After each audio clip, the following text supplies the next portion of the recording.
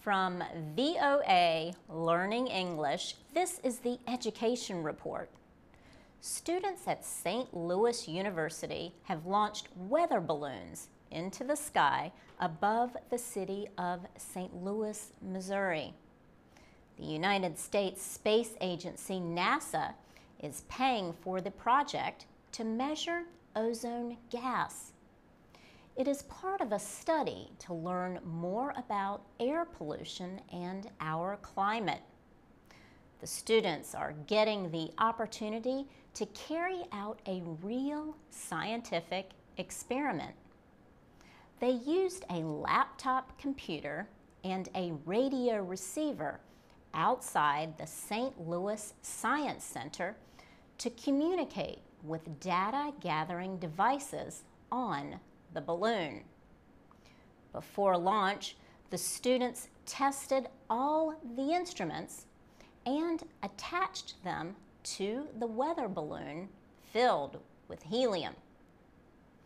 Gary Morris is a professor at Valparaiso University in Indiana. He is the lead trainer for the nationwide study. The professor says NASA wants more information on ozone because of how it affects our atmosphere.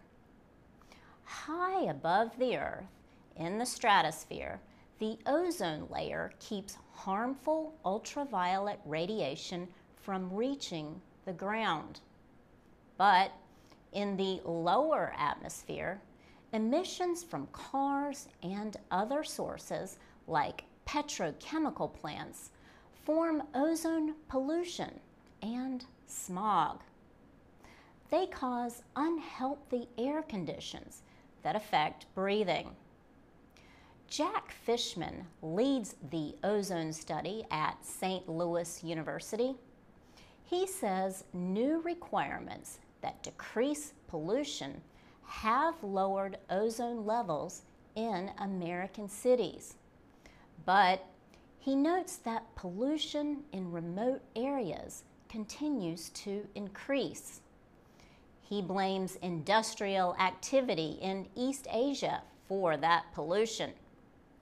Jack Fishman says polluted air is being blown across the Pacific by air currents in the upper atmosphere. He says ozone pollution has slowed the growth of farm crops and forests. For VOA Learning English, I'm Laurel Bowman.